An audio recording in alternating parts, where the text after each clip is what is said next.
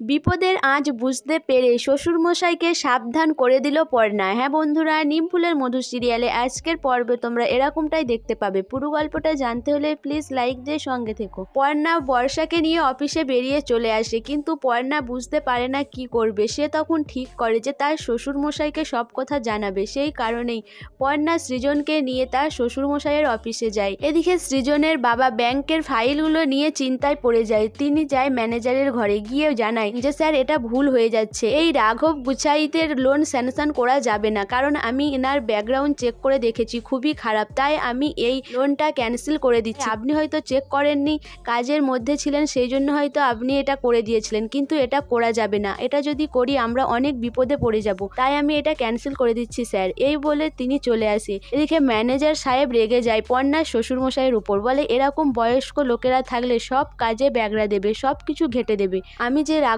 বাবুর কাছ থেকে এত টাকা নিয়ে রেখেছি, আমাকে তো তিনি ছাড়বে না, আমাকে তো শেষ করে দেবে। এদিকে পর্ণা তার শ্বশুরমশাইয়ের সাথে দেখা করতে এসে হাজির হয়। সেটা দেখে পর্ণা শ্বশুরমশাই বলে, কি ব্যাপার পর্ণা, তোমরা এখানে? আর সৃজনও এসেছে দেখছি। তখন পর্ণা বলে যে মা বাবা আমরা একটা দরকারে এসেছি আপনার কাছে, না হলে আসতাম না। তখন সৃজন বলে, বাবা মা কি করেছে তুমি জানো? মা বর্ষার বিয়ে ঠিক করে ফেলেছে, আর পরশুদিন নাকি দেখতে আসবে। আমার দিকে কাকেও বলেনি, এখন বলছে। এই কথাটা শুনে সৃজনের বাবা অবাক হয়ে যায়, বলে কই কৃষ্ণা তো আমাকেও কিছু জানায়নি, ওর মাথাটা কি গেছে? তখন সৃজন বলে যে বাবা আমি একটা কথা বলছি, পর্ণার এতে কোনো দোষ নেই, মা পর্ণাকেই দোষ দিচ্ছে। আমি বুঝতে পেরেছি বর্ষা আর পিগলু দুজনকে ভালোবাসে, আমি এই ভালোবাসার বিপক্ষে ছিলাম, কিন্তু চয়ন আর রুচিরা ওরা তো দুজনে প্রেম করেই বিয়ে করেছে, কিন্তু ওরা তো ভালো আছে বলো।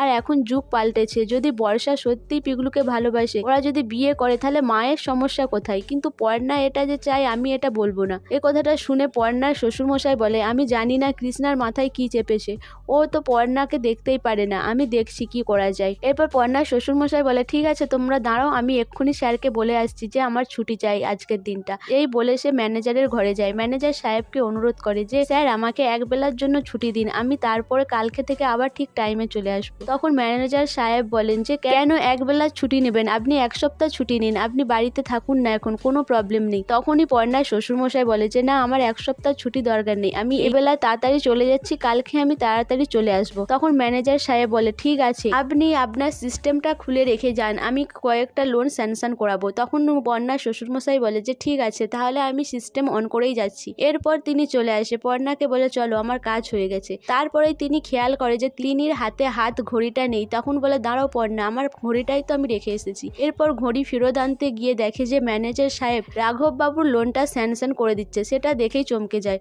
বলে স্যার আপনি এটা কি করছেন, আপনি রাঘব বাবুর লোনটা স্যাংশন করছেন কেন? তখন ম্যানেজার বলে এটা রাঘব বাবুর প্রোফাইল, আমি তো বুঝতেই পারিনি। তখন পর্ণা শ্বশুরমশাই বলে দেখেছেন তো, আমি যদি না আসতাম একটা বড় ভুল হয়ে যেত। এদিকে পর্ণা তার শ্বশুরমশাইয়ের আসতে দেরি হচ্ছে দেখে সেখানে যায়। পর্ণা সবকিছু নিজের চোখে দেখে, দেখার পর তার মনের মধ্যে একটা খটকা লাগে। এরপর পর্ণা শ্বশুরমশাই ফিরে আসে। তখন পর্ণা বলে যে বাবা আপনি কি এখানে লোন স্যাংশন করেন, আপনি করলে তবেই কি লোন পাস হয়? তখন পর্ণা শ্বশুরমশাই বলে যে হ্যাঁ আমি পাস করলেই তবে লোন স্যাংশন হয়। তখন পর্ণা বলে যে বাবা তাহলে আপনি কেন আপনার সিস্টেমটা অন করে রেখে দিয়েছেন? আপনার জায়গায় তো অন্য কেউ আপনার এই লোন স্যাংশন করতে পারে, আর সেটা হলে আপনি কিন্তু বিপদে পড়ে যাবেন। আমি তো দেখলাম আপনার ম্যানেজার এক্ষুনি ভুল করছিল। তখন পর্ণার শ্বশুরমশাই বলে যে হ্যাঁ পর্ণা তুমি ঠিকই বলেছো, কিন্তু পর্ণা জিজ্ঞাসা করে যে আপনাদের ম্যানেজার কেমন? তখন পর্ণার শ্বশুরমশাই বলে যে খুবই ভালো, অল্প বয়সে অনেক নাম করেছে, আর অন্য ব্যাংকে ছিল, এখন এই ব্যাংকেতে এসেছে। পর্ণা বলে এত ভালো যিনি কাজ করে তিনি হঠাৎ করে এটা ভুল করছিলেন কেন?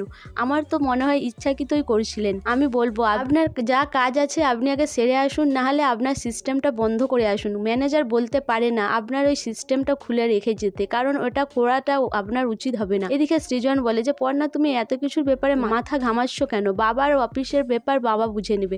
পর্ণা বলে যে না সৃজন তুমি এটা বুঝতে পারছো না, তোমরা খুব সাদাসিধে মানুষ তো, তাই তোমার দিকে লোক ঠকিয়ে নিতে পারে। পর্ণার কথা শুনে পর্ণার শ্বশুরমশাই বলে যে না পর্ণা ঠিকই বলেছে। এরপর পর্ণার শ্বশুরমশাই গিয়ে সিস্টেমটা বন্ধ করে দিয়ে আসে। এরপরে ম্যানেজার রেগে যায়, বলে এরকম বয়স্ক লোকের দিকে নিয়ে কাজ করলে হবে না, আমি তো এত টাকা নিয়ে বসে আছি, আর এই টাকার বদলে আমি কাজটা করে দেবো বলেছিলাম, আর যদি না করে দিতে পারি তাহলে তো আমার বিপদ আছে। এদিকে বর্ষা কলেজ থেকে তাড়াতাড়ি বাড়ি ফিরে আসে। এসে পিগলুকে বলে যে পিগলু তুই আর আমি পালিয়ে যাই, এ বাড়িতে থাকলে মা আমার জোর করে বিয়ে দিয়ে দিবে। কিন্তু পিগলু বলে যে না, আমি পালিয়ে যেতে পারবো না, পালিয়ে গিয়ে খাবো কি, থাকবো কোথায়, এইসব সিনেমা আর সিরিয়ালেই হয়, তুই এইসব নিয়ে ভাবিস না, যা হবে দেখা যাবে।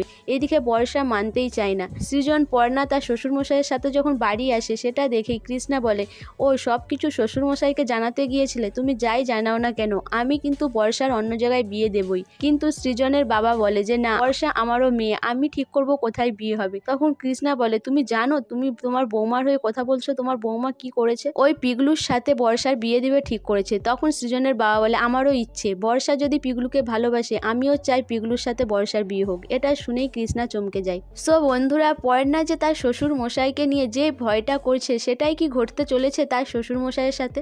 তোমাদের কি মনে হয় অবশ্যই আমাকে কমেন্ট করে জানাবে। আর আমার ভিডিওটা ভালো লাগলে প্লিজ সাবস্ক্রাইব করে দিও আর লাইক কমেন্ট শেয়ার করো।